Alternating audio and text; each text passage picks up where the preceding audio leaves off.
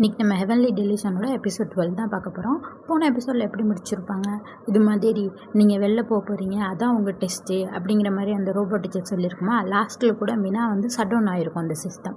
அதுக்கு அடுத்து தான் இங்கே காட்டுறாங்க. பார்த்தா டோக்கியோ காலையிலே எழுந்திரிச்சிட்டு எங்கே என் பேண்ட்டு தேடிக்கிட்டு இருக்கா. ஐயோ டெஸ்ட்டுக்கு வேறு நேரம் ஆயிருமே, சரி எனக்கு வேறு வழி இல்லைன்னு சொல்லிட்டு பைஜாமா பேண்ட்டை போகலான்னு பார்த்தா அதையும் காணும், எங்கடா அதையும் காணும் அப்படின்னு சொல்லிட்டு தேடிட்டு உட்காந்துருக்கா. அப்போ தான் அந்த சிஸ்டம் அனௌன்ஸ் பண்ணுறாங்க. இந்த மாதிரி இன்றைக்கி ஃப்ரைடே ஜூலை 26 அப்படிங்கிற மாதிரி சொல்கிறாங்க. சொன்னோடனே சரின்னு இவ்வளோ வெளில பார்க்குற பேண்ட்டை எல்லாமே பார்த்தா அங்கே எல்லா பசங்களும் நின்று பார்த்துட்டு இருக்காங்க. அங்கே அந்த ரோபோட் டீச்சர் தான் பேசிகிட்டு இருக்கு. பசங்களா உங்களுக்கு வெளில போக சந்தோஷமாக எல்லோரும் ரெடியாக இருக்கீங்களா அப்படின்னு சொல்லிட்டு எல்லா பசங்களுமே கத்துறாங்க. நாங்கள் போகணும் அப்படின்னு சொல்லிட்டு. அப்போனா சரி உங்களோட டெஸ்ட்டு ஆரம்பிச்சிருச்சு அப்படின்னு சொல்லுது. பார்த்தா இது எல்லாமே டோக்கியோக்கு கனவு. அப்போ தான் டோக்கியோ முழிச்சு பார்க்குறான். என்ன ஒரு வித்தியாசமான கனவு இது அப்படின்னு சொல்லிட்டு எந்திரிச்சா அப்போ தான் திருப்பி அனௌன்ஸ்மெண்ட் வருமா. இங்கே அது என்ன சொல்லுதுன்னா, அதே மாதிரி ஃப்ரைடே ஜூலை 26ன்னு சொல்லுமா. இதே டேட்டு தானே என் கனவுலே வந்துச்சு அப்படின்னு சொல்லிட்டு டோக்கியோ பார்த்துட்ருக்கா. அடுத்து இங்கே வெளில தான் கட்டுறாங்க பசங்களை. மிமேஹிமே, ஷிரோ, அப்புறம் அந்த டாக்கா, இன்னொரு ஃப்ரெண்டு பொண்ணு 4 பேர் உட்காந்து சாப்பிட்டுட்டு இருக்காங்க.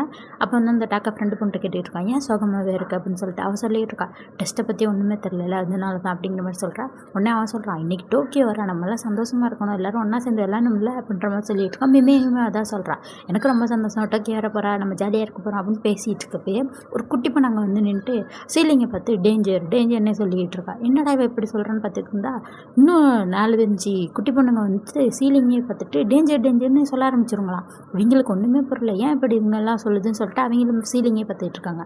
அப்போ தான் உள்ளே கட்டினா போன எபிசோடில் தான் மீனா சிஸ்டம் ஷட் டவுன் ஆகிருக்குமா. இங்கே கட்டுறாங்க எதையுமே வேலை செய்ய முடியல, எல்லாமே ஆஃப் ஆகிட்டு, எந்த டோருமே திறக்க முடியல, அக்சஸ் ஃபெயில்ட் ஆகிடுச்சு அப்படின்னே சொல்லிகிட்டு இருக்கு. சிஸ்டம் கொலாப்ஸ் ஆகிட்டு எதுவுமே வேலை செய்யலை. மீனா ஷட் டவுன் ஆகிட்டுன்னு எல்லோரும் சொல்லிகிட்டு இருக்காங்க. எல்லாருமே அங்கங்கே மாட்டிக்கிட்டாங்க.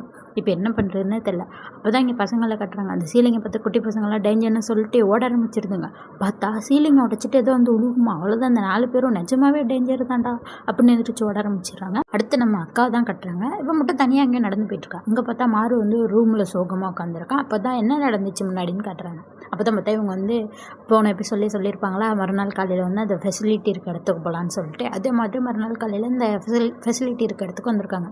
பார்த்தா இங்கே மக்கள் எல்லாமே சாதா சிட்டி பீப்புள்ஸ் எப்படி வாழ்வாங்க அது மாதிரி மார்க்கெட்லாம் வச்சு அவங்க நார்மலான லைஃப் மாதிரி வாழ்ந்துக்கிட்டு இருக்காங்க. அதை பார்த்தானே இவங்களுக்கு ரொம்ப சந்தோஷம். அதோட சாப்பாடுலாம் சூப்பராக வாசம் அடிக்குதா. தம்பி ஒரு சூப் கடையில் நின்றுட்டு, அக்கா இதை வாங்கி சாப்பிடுவோம் வா அப்படின்னு சொல்லிட்டு கேட்டுட்டு இருக்கான். சரி வாங்கலாம்னு சொல்லிட்டு அக்கா காசு எடுத்து கொடுக்குறான். ஆனால் அவங்க என்ன சொல்கிறாங்க, இது மாதிரி நாங்கள் அந்த பழைய பணத்தெல்லாம் யூஸ் பண்ண மாட்டோம், அதெல்லாம் பேன் பண்ணியாச்சு, இங்கே சிப்பு தான் யூஸ் பண்ணுவோம், நீங்கள் புதுசாக இங்கே வந்திருக்கீங்களா, அப்போனா உங்களுக்கு மினிஸ்ட்ரி ஆஃப் ரீகன்ஸ்ட்ரக்ஷன்ங்கிற இடத்துல உங்களுக்கு சிப்பு ஃப்ரீயாக தருவாங்க, போய் அதை வாங்கிட்டு வாங்க அப்படிங்கிற மாதிரி சொல்கிறான். இன்னும் அது மாதிரிலாம் இங்கே இடம் இருக்கா அப்படின்னு சொல்லிட்டு அக்காவும் அங்கே வந்துடுறா. இங்கே அவங்களாம் என்ன பண்ணிக்கிட்டு இருக்காங்கன்னா, திருப்பி அந்த சிவிலைசேஷனை உருவாக்கிக்கிட்டு இருக்காங்க. இந்த அழிஞ்சு போன உலகத்தில் திருப்பி மக்களெல்லாம் ஒன்றுக்கிட்டே ஒரு சிட்டி மாதிரி உருவாக்கிக்கிட்டு இருக்காங்க. அங்கே போனோன்னா இவங்க சிப்பு கேட்டால் அவங்க இந்த ஆதார் கார்டெலாம் எப்படி எடுப்பாங்க, அதே மாதிரி இவங்க ஃபோட்டோ எடுத்து இவங்க டீட்டெயில்ஸ்லாம் வாங்கி இவங்களுக்குன்னு ஒரு ஐடி ரெடி பண்ணிட்டு அதுக்கப்புறம் தான் சிப்பு கொடுக்குறாங்க. அப்போ அக்கா என்ன பண்ணுறா, இந்த ராபினோட ஃபோட்டோவை கட்டிட்டோ மாறுவையும் கட்டி இது மாதிரி யாரும் இங்கே இருக்காங்களா அப்படிங்கிற மாதிரி கேட்டுகிட்டு இருக்கா. அவங்களும் பார்த்துட்டு ராபின் ஃபோட்டோவை கட்டிட்டு இவர் எப்படி உங்களுக்கு தெரியும், இவர் பேர் என்னன்னு சொல்லுங்கள் அப்படிங்கிற மாதிரி கேட்குறாங்க. இவள் ராபின் அப்படின்னு சொல்கிறா. அதோட அப்போ அவன் இங்கே தான் இருக்கானா அப்படிங்கிற மாதிரி கேட்டுட்ருக்கா. இவங்க சொல்கிறாங்க, நீங்கள் அவருக்கு என்ன வேணும் அப்படிங்கிற மாதிரி கேட்குறாங்க. உடனே இவ்வளோ சொல்கிறா, இது மாதிரி நான் அவனோட ஃப்ரெண்டு, அவனுக்கு ஃபேமிலி மாதிரி அப்படிங்கிற மாதிரிலாம் சொல்கிறா. உடனே அவங்க ஃபோன் அடித்து இது மாதிரி சொல்கிறாங்க, இது மாதிரி சீஃபை பார்க்க ஒரு பொண்ணு வந்திருக்கா, இவ அவளோட ஃபேமிலின்னு சொல்கிறா, ஃப்ரெண்டுன்னு சொல்கிறா அப்படிங்கிற மாதிரிலாம் பேசிட்டு அப்புறம் தான் அக்காட்ட சொல்கிறாங்க. அப்புறம் அக்காவோட பேரையும் சொல்லியிருக்காங்க. சொல்லிட்டு தான் அக்காட்ட சொல்கிறாங்க, இது மாதிரி உங்களுக்கு அப்பாயின்மெண்ட் போடுறதுக்கு இன்னும் 2 hours ஆகும் அப்படின்னு சொல்லிட்டு அனுப்பிச்சி விட்ருக்காங்க. இவங்க 2 பேரும் தான் அவன் எங்கே இருக்கான்னு கேட்டுட்டு அந்த ஆஃபீஸ் இடத்துல தான் பார்த்துட்டு இருக்காங்க. அதுவாக ஒரு ரிவர் தாண்டி அந்த பக்கம் இருக்கும் அந்த ஆஃபீஸ். அதை பார்த்துட்டு அக்கா சொல்கிறா, அதான் அப்பாயின்மெண்ட் போட இன்னும் 2 hours ஆகும்னு சொன்னாங்கல்ல, வா ஏதாச்சும் ரூம் எடுத்து தங்குவோம், நைட்டு தூங்கணும்ல அப்படின்னு சொல்லிட்டு ரூம் எடுத்து தங்கலான்னு சொல்லிட்டு அங்கே ரூமுக்கு வந்துட்டு இருக்காங்க. வரப்போ அக்கா பேசிக்கிட்டே வரா, இது மாதிரி திருப்பி மக்கள்லாம் ஒன்றா சேர்ந்து வாழ ஆரம்பிச்சிட்டாவே நல்லா தான் இருக்கும், இது மாதிரி நம்ம ரிசோர்ஸ்க்காக அலைய தேவையில்ல, எல்லாமே சரியாயிடும் அப்படிலாம் அவள் பாட்டுக்கு தனியாக பேசிக்கிட்டே ரூமுக்கு வந்துடுறான். ஆனால் தம்பி ஒரு வார்த்தை கூட பேசியிருக்க மாட்டான். அவன் ராபினை பற்றி கேட்டோன்னே சோகமாயிருப்பான். ஏன்னா அக்காவுக்கு ஒரு அப்படின்னு பிடிக்கும், அதனால அவன் ரொம்ப சோகமாயிருப்பானா. அப்போ அக்காட்ட ரூமுக்கு வந்தோன்னே சொல்கிறான், நீ மட்டும் தனியாகவே பேசிக்கிட்டு இருக்கியே சரி நீ மட்டும் தனியாக போய் ராபினை பார்க்கணுன்னா போயிட்டு வா, நான் வந்து இங்கே இருக்கேன் அப்படிங்கிற மாதிரி தம்பி சொல்கிறான். அக்காவை பார்த்துட்டு மன்னிச்சிரு, இது மாதிரி உனக்காக நான் பாடி கார்டாக தான் இருக்கணும் ஆனாலும் அப்படிங்கிற மாதிரி சொல்கிறான். அதான் இவன் சொல்கிறான், நீ அவனுக்காக இத்தனை வருஷமாக தேடிக்கிட்டு இருந்த, இதில் என்ன தப்பு இருக்குது, நீ போய் அவனை பார்த்துட்டு வா, நான் உனக்காக வெயிட் பண்ணுறேன் அப்படின்னா அக்காவும் சரின்னு சொல்லிட்டு இது மாதிரி நீ காத்துரு, நான் உனக்காக திரும்பி வருவேன் அப்படின்னு சொல்லிட்டு இவளும் கிளம்பி ஓடி வந்துகிட்டு இருக்கா. அதான் இப்போ காட்டிகிட்டு இருக்காங்க. அப்படியே அதை யோசிச்சுட்டு தான் அவன் நடந்து வந்துட்டு இருப்பா. அதோட ராபின் கூட சின்ன பிள்ளையில இருந்ததெல்லாம் வச்சுட்டு ராபினை பார்க்க போகிறேன்னு சந்தோஷத்துலேயே வேகமாக அந்த ரிவர்லாம் தாண்டி ஓடி வந்துட்டு இருப்பாள். அங்கே பார்த்தா அந்த ஆஃபீஸில் தான் ராபின் வந்து பேசிட்டு போயிட்டுருப்பான். பார்த்தோன்னே ஓடிட்டு வேகமாக கத்திட்டே வர்றா ராபின் அப்படின்னு சொல்லிட்டு. அவன் வந்து இவளை பார்த்தா அவங்க அக்கா ஞாபகம் தான் இவனுக்கு வருது. வந்தோடனே பார்த்தா இவன் வந்து ஒரு மாதிரி பயப்படுறான், என்னென்ன தெரில. அடுத்த சைடில் இங்கே லேபை தான் கட்டுறாங்க. லேபில் பார்த்தா எல்லாமே உடஞ்சி கிடக்கு, எல்லாமே உடஞ்சி விழுக ஆரம்பிச்சிருச்சு. இங்கே வந்து ஷிரோ வந்து மிமையை மறைச்சிட்டு படுத்துருக்கான், ஏன்னா அவன் மேலே அடிபட்டுக்கூடாதுன்னு சொல்லிட்டு. அப்புறம் தான் எல்லோரும் எழுந்திருக்கிறாங்க. அப்புறம் ஃப்ரெண்டுக்கு கேட்குறாங்க, ஓகே தானே நீங்கள்லாம் வாங்க வாங்கன்னு சொல்லிட்டு எல்லோரும் ஓடி வந்துட்டு இருக்காங்க. அங்கே பார்த்தா அந்த குட்டி பசங்களாம் அழுதுகிட்டு நிற்கிறாங்க. இப்படி ஓடி வந்துகிட்டு இருக்கப்பயே மிமிகிமை வந்து திரும்பி பார்த்துருப்பா. அந்த செவத்தில் வந்து ஒரு பாதை இப்போ உடஞ்சி ஓப்பன் ஆகிருக்கும், அதை பார்த்துட்டு தான் ஓடி வந்திருப்பா.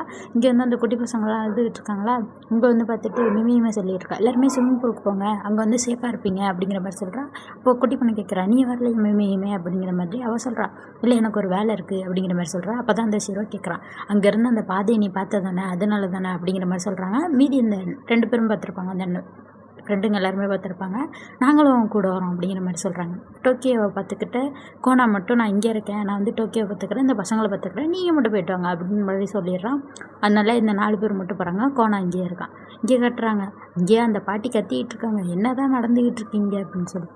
என்னென்னா ஏதோ ஒரு ஏரோப்ளைன் வந்து இங்கே விழுந்துட்டான், லேப் மேலே விழுந்துட்டான், அதனால தான் இது மாதிரி பிரச்சனைலாம் நடக்குது அப்படின்னு சொல்லிட்டு இருக்கான். இன்னொருத்தர் சொல்லிட்டு வர்றான், இது மாதிரி யாரோ நம்ம டக்ககார அகாடமி மேலே தாக்குதல் நடத்துகிறாங்க, அதனால தான் இப்படிலாம் நடக்குது அப்படின்னு சொல்லிட்டு கத்திக்கிட்டு இருக்காங்க. இந்த கிளப்பியாக கத்திக்கிட்டு இருக்கா, நான் திரும்பி வரப்போ தான் இதெல்லாம் பண்ணுவீங்களடா அப்படின்னு சொல்லிட்டு இந்த பின்னாடி ஒருத்தி தள்ளிகிட்டே வந்துகிட்டு இருப்பா. பாட்டி வேகமாக தள்ளுன்னு சொல்லிட்டு இருப்பாங்க. அவளை பயந்து போய் அப்படியே உட்காந்துடுறா. பாட்டி கத்திட்டு இருக்காங்க, தள்ளிடி தள்ளு, வண்டியை தள்ளு, இல்லாட்டி செத்து போயிடும் அப்படின்னு சொன்னால் அவள் பயந்துட்டு எந்திரிக்கவே மாட்டான். பார்த்தா இந்த பாட்டி எந்திரிச்சு ஓடுமா, இவ பார்த்துட்டு இருக்கா, அடியே கிளவி ஒன்றால் ஓட முடியுமா அப்படின்னு சொல்லிட்டு. ஆனால் அங்கே என்ன ஆகுதுன்னா அந்த இடமே உடஞ்சி அந்த லேடி வந்து இறந்துடுறா. இந்த கிளவி மட்டும் உயிரை காப்பாற்றுறதுக்காக செம்ம வேகமாக ஓடிக்கிட்டு இருக்கா. இங்கே கட்டுறாங்க, டாக்டரா கத்திக்கிட்டு இருக்காரு, ஏன்னா குழந்த மாறி போயிட்டு. ஒன்று தான் டோக்கியோட ஒரிஜினல் குழந்தை, இன்னொன்று க்ளோன்.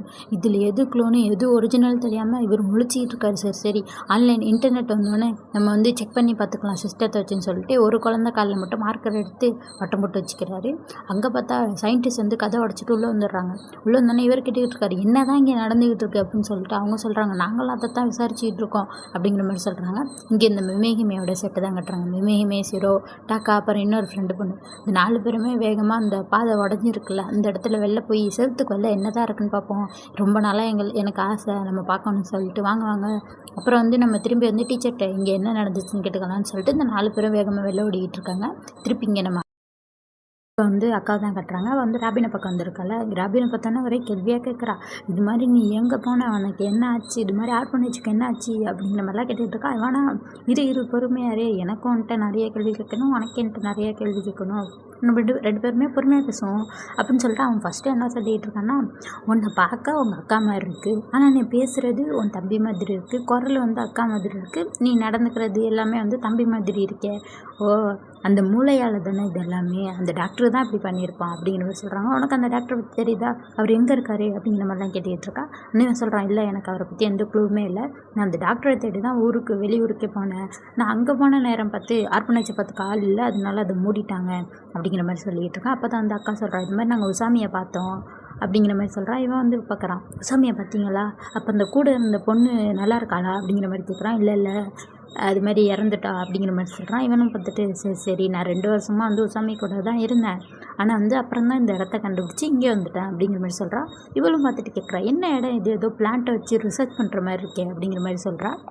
இவனும் பார்த்துட்டு, நீ அறிவாளி தான், கரெக்டாக கண்டுபிடிச்சிட்டியா, ஆமாம் அவங்க பிளான்ட்டை வச்சு தான் ரிசர்ச் பண்ணியிருக்காங்க, என்னென்னா எல்லா தட்பவெப்பநிலையிலையும் எல்லா சூழ்நிலையிலையுமே வளரக்கூடிய ஒரு பிளான்ட்டை தான் அவங்க ரிசர்ச் பண்ணி கண்டுபிடிச்சிருக்காங்க. அதை வச்சு தான் இப்போ நாங்கள் திருப்பி பிளான்ட்டெல்லாம் வளர்த்துட்ருக்கோம், அதனால தான் இங்கே நிறைய மக்கள் மக்கள் வந்து செட்டில் ஆகிருக்காங்க. அதோட வந்து தண்ணியை வந்து ப்யூரிஃபை பண்ணியிருக்கோம், அது மாதிரி கரண்ட் எப்படி எடுத்தோம், அது மாதிரி எல்லாத்தையுமே சொல்லிட்டு வரான். சொல்லிட்டு வந்துட்டு சரி நீ போய் குழி, சூடாக தண்ணி வந்து ரெடி பண்ணி வச்சுருக்கேன். அப்புறம் வந்து நம்ம பேசுவோம்னா இவன் வந்து சொல்கிறா இல்லை எனக்கு நிறைய கேள்வி இருக்கு உன்கிட்ட கேட்கணும் அப்படிங்கிற மாதிரி சொல்கிறான். அதுக்கு இவன் சொல்கிறான் 5 வருஷம் ஆகுது நம்ம 2 பேரும் பார்த்து, நிறைய விஷயம் பேசணும்டா, நீ போய் குளிச்சுட்டு வா பொறுமையாக நம்ம பேசுவோம் அப்படிங்கிற மாதிரி சொல்கிறான். அடுத்து இங்கே லேபு தான் காட்டுறாங்க. இப்போ வந்து சீன் பை சீன் தான் காட்டுவாங்க, அக்கா லேபு அது மாதிரி மாற்றி மாற்றி காட்டுவாங்க. இப்போ வந்து லேபை காட்டுறாங்க. இங்கே பார்த்தா மிமிஹிமே கிட்ட வந்து அந்த டாக்கா அந்த பையன் சொல்லிட்டு இருக்கான், இப்போ 4 பேரில் யார் ஃபஸ்ட்டு போகிறான்னு சொல்லிட்டு நம்ம ராக் பேப்பர் சிசர் போட்டு பார்ப்போம் அப்படிங்கிற மாதிரி சொல்கிறான். ஆனால் மிமிஹிமே கண்டுக்காமல் அவளே ஃபஸ்ட்டு அந்த ஓட்ட வழியாக வெளில போகிறா. இவங்களும் பார்த்துட்டு சென்னை சிரோ அப்புறம் இவன் எல்லாருமே பின்னாடி போக ஆரம்பிக்கிறாங்க. அடுத்து இங்கே திருப்பி அக்கா தான் கட்டுறாங்க. ராபின் வந்து குளிக்க சொல்லியிருப்பானா சரின்னு சொல்லிட்டு குளிக்கலான்றப்ப அவ வச்சுட்டு குளிச்சிக்கிட்டு இருக்கா. ராபின் சூப்பரில் இங்கே வந்து சாப்பாடு தண்ணின்னு சொல்லிட்டு ஒரு டவுனே உருவாக்கியிருக்கான். இந்த இடம் தான் எனக்கு சொர்க்க மாதிரி இருக்குது. இவ்வளோ நாளாக வந்து ரொம்ப பயந்துக்கிட்டே இருந்தேன், ரொம்ப தனியாக இருந்தேன், ரொம்ப பயமாக இருந்துச்சு எனக்கு. இப்போ எனக்கு எந்த கவலையுமே இல்லை, ராபின் இருக்கான் அப்படிங்கிற மாதிரி சொல்லிட்டு அவள் ரொம்ப சந்தோஷமாக குளிச்சிக்கிட்டு இருக்கா. இங்கே அப்படியே தம்பியை கட்டுறாங்க. அவனா அக்கா வந்து இல்லையா, நைட் ஆகிடுச்சு, அக்கா இன்னும் வரலையே, கன்று இல்லாமல் அக்கா வந்து அங்கே பத்திரமா இருப்பாளா அப்படின்னு சொல்லிட்டு பார்த்துட்டு சரி நம்ம சாப்பிட்லான்னு சொல்லிட்டு வெளில போய் சாப்பாடு வாங்க போகிறான். இங்கே கட்டுறாங்க திருப்பி அக்காவை. அவள் குளிச்சுட்டு வந்து பார்க்குறா, அவள் ட்ரெஸ் எல்லாம் காணும். என்ன ட்ரெஸ்ஸை காணும் அப்படின்னு சொல்லிட்டு எங்கே ட்ரெஸ் எல்லாம் அப்படிங்கிற மாதிரி கேட்குறா. அப்போ தான் அவன் சொல்கிறான் இங்கே நான் வந்து அந்த ட்ரெஸ் எல்லாம் வந்து காய வச்சுருக்கேன், ரூமில் வந்து எடுத்துக்கோ அப்படிங்கிற மாதிரி சொல்கிறான். இவளும் சரின்னு வந்துட்டுருக்கா.